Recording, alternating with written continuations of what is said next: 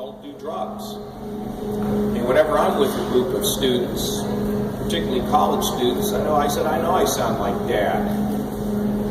Don't do drugs. You take the first OxyContin and the next thing you know, you're an addict. And once that's on your back, you may never get it off. This is a big deal here. This was creative. I mean, I want to say to both the Hospital Association and Pharmacy Board, there was a sense that we should mandate these protocols.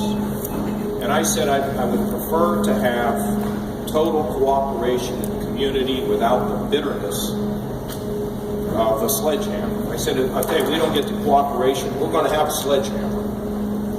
Because we're not going to let Tonda's cries go in vain. But you know what? We don't have to use the sledgehammer. Because it's working. I mean, I've actually seen Brent Mulgrew here today. I mean, that in and of itself is a semi-miracle. But in all seriousness, it appears as though with the emergency rooms, the hospital association, the doctors, that we are all signing up for these efforts to try to protect our young people. Not that older people wouldn't do this, but it seems as though this lies primarily with young people. Although the hopelessness, the lack of values in our society, our culture, sometimes leads people to do crazy things that cost them their life.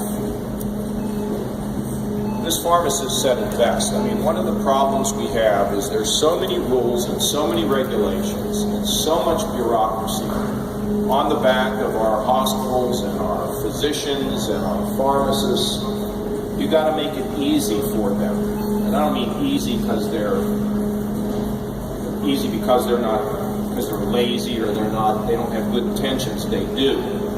But logging in and out and being run in circles in order to meet a requirement is not the most effective way for them to embrace this aggressively. And Sarah, I think it's fair to say that you like this now. This system works. It's easy to do. And so the state of Ohio has decided to pay for this link that can be embedded in all of the providers, all the people who are in this process can have access to simplify the process of guarding and really at the end of it saving lives.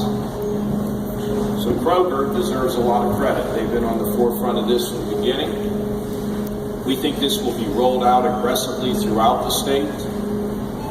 We foresee great adopters.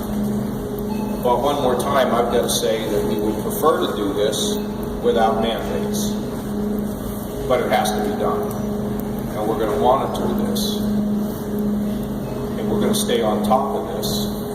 And I want the people of the state to know that Ohio is going to do everything we can to win these battles, to engage the war, and save our people from the evils of drug addiction and drug overdose. I want to just say a word here. We've got Representative Stinziato and Huffman there with us today as well. And where do we go from here, Juliana? Is that it? So everybody, let's keep plugging. And for our hospitals and doctors and everybody, let's keep that good, open communication. Bonnie, keep plugging. Director Bourne, I take it you had a good meeting. And, and one of the exciting things is we can share a lot of what we're doing with other states now. And that's really terrific. And Rick, you're doing fine over there. Dr. Diorio and all of your team, that's good. And of course, Greg Moody's our superstar. And Bonnie is kind of whipped everybody into shape, right, Bonnie? No, she's great. And Tracy with her work. We're making gains. We're gaining ground in this battle, and we'll keep going. So thank you all very much.